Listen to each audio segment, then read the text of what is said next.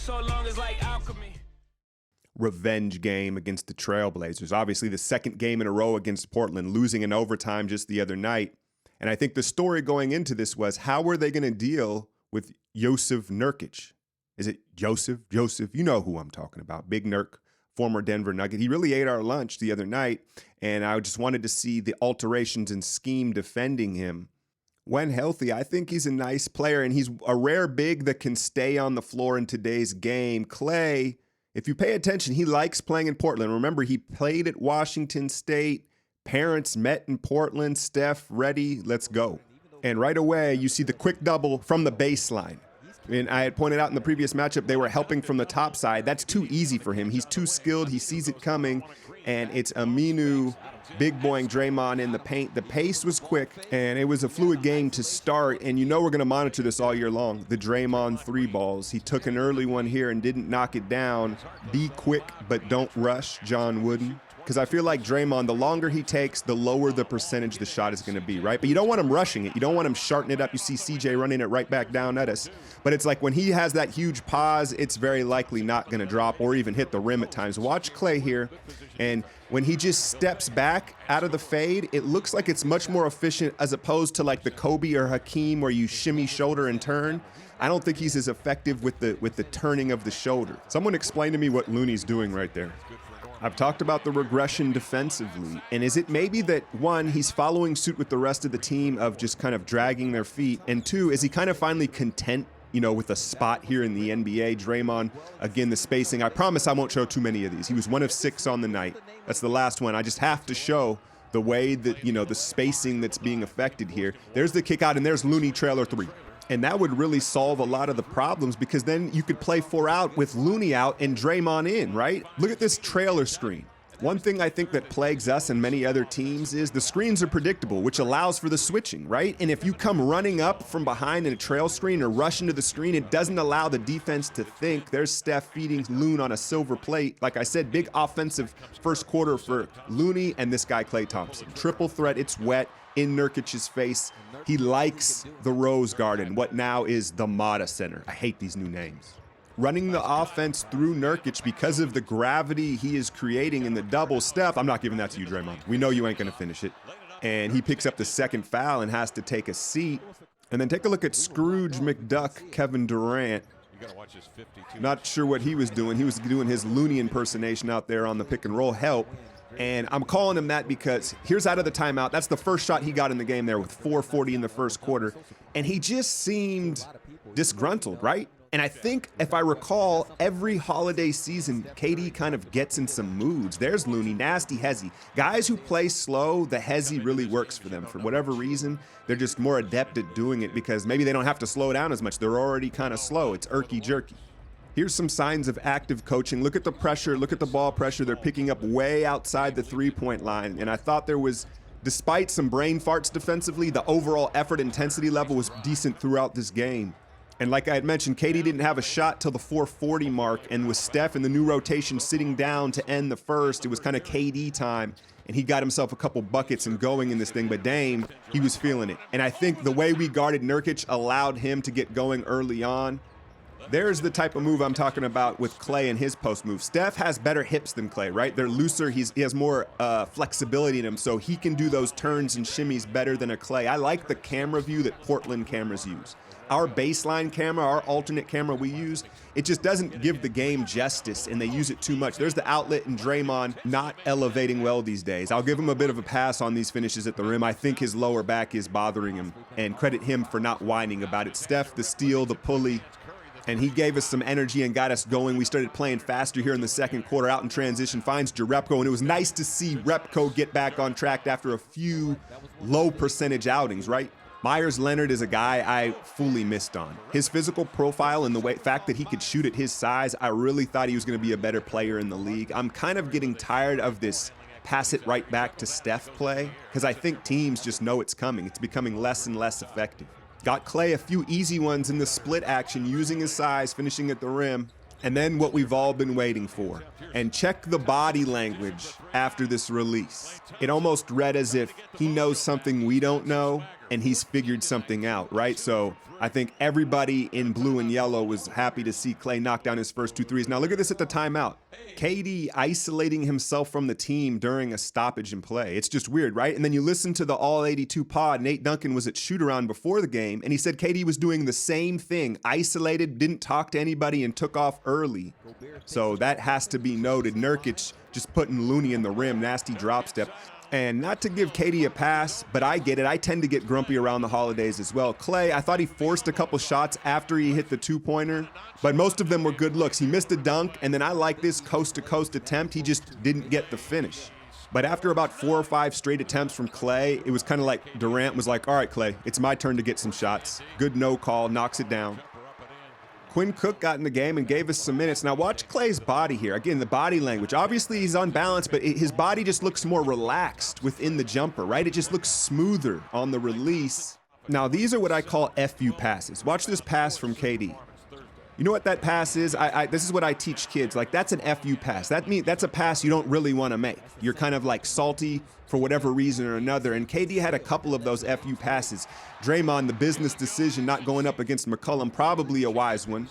This time he gets Harkless on the backside, and then you're going to see KD with another one of these type of passes. And look, it's not always conscious. Sometimes it's subconscious. But to me, what it means is congruency is not there. Like, he's trying to make the right pass, but a part of him is salty and wants to hold on to the ball, right? Nurkic was eating up Draymond, and it was kind of weird to see Draymond. You know, it's not like he's an offensive, weapon, but usually when guys go at him, he responds, and you can see the body language, and it's asking a lot. The dude's 290 pounds. Finally, he draws the charge call, but it just felt like Nurkic was kind of bullying Draymond, and it was a weird role reversal.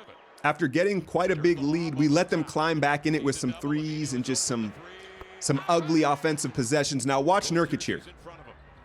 And he knocks knees with Iguodala. That's a foul on Iguodala. That was the worst call of the night by far.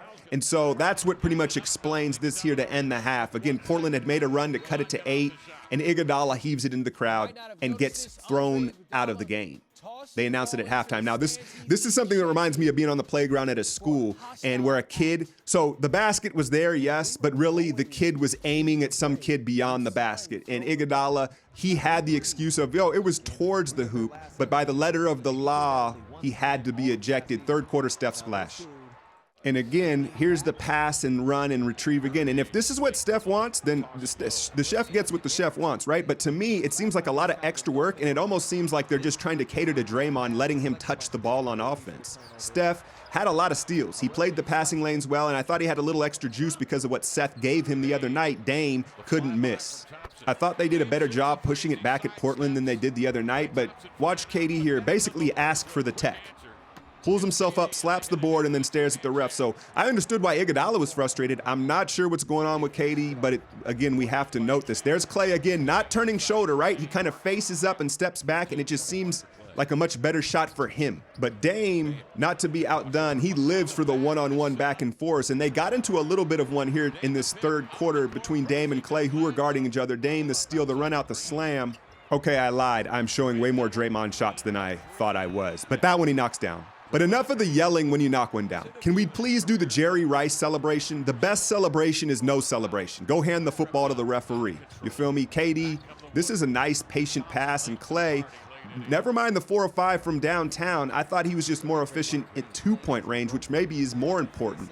That late step back move that CP and Harden use is starting to spread around the league. Dame utilizes it.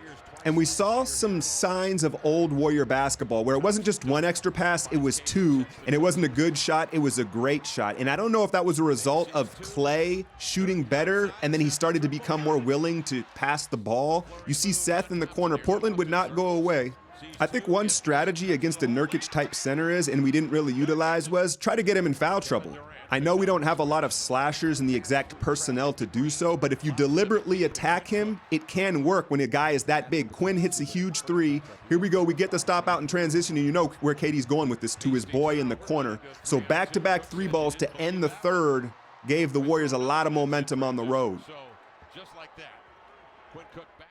Dame, though, was crazy. And I show this play because he gets some calls the other way that were very similar, so I think he has no grounds to complain. But he tried to take over here, and yes, the difference between him and Steph, one, He's much stronger finishing at the rim.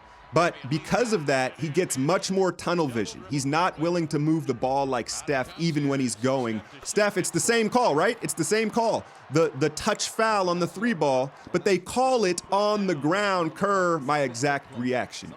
Now, let's take a look at the read on this play and what needs to happen with Draymond getting gapped like this. Now, I'm going to hold it here. Sean wants the ball over the top on the 6'3" McCollum. But Leonard is protecting the paint because there's no respect, right? If he dribbles to the elbow, Leonard has to come up, which leaves Sean, and then Harkless in the corner has to help down, and it opens up Jerebko for the 3. But Draymond, it takes him too long to read. He hesitates and switches pivot foot.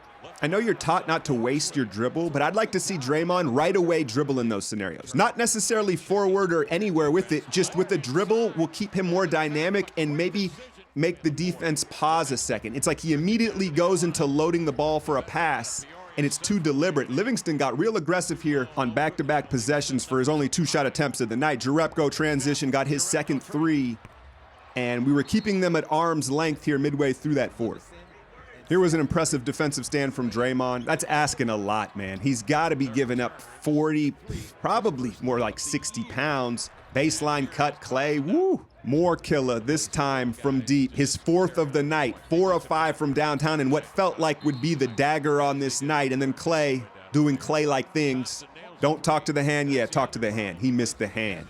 But I'm not quite ready to say the slump is over. I want to see a few games of this, man, but it looked very promising, in particular the body language. Dame's not done. I know it's not technically garbage time, but Dame gets a lot of his points like when they're down double digits and he just starts hoisting away. I'm just being honest here. Sloppy turnover, and were we going to let this team back in?